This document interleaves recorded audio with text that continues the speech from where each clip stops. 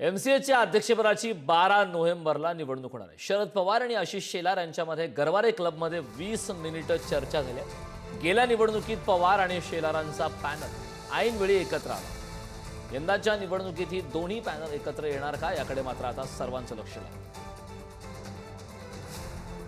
लवकरच काही कार्यक्रम या ठिकाणी होतील याची प्रसिद्धी देणार आहे। आपण सगळे या निवडणुकीच्या सोहळ्यामध्ये अत्यंत जागरूकपणानं संस्थेच्या हिताचा विचार करणार याच्याबद्दल कुणाच्याही मनामध्ये शंका नाही। एक महत्त्वाचा निर्णय ज्याची चर्चा बरेच दिवस होती आणि तो आज या ठिकाणी अजिंक्य आणि त्यांच्या सगळ्या सहकार्यांनी पुरा केला।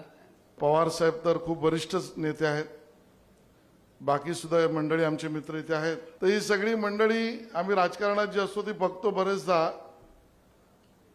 जे शब्द दिला तो पाळण्यामध्ये कचुराईपणा कधी कधी काही लोक करतात, ज्यांच्यामुळे मुंबई क्रिकेट असोसिएशनच्या प्रशासनाचा गाडा पुढे जातोय त्या आपल्या सर्व क्लब सेक्रेटरीज, मैदान असेल अन्य असतील, यांच्यासाठी आरक्षित वातानुकूलित बसण्याची व्यवस्था म्हणून क्लब मेंबर्स लाउंज आज उद्घाटन झालं। यापेक्षा चांगला दिवस कुठला नाहीये।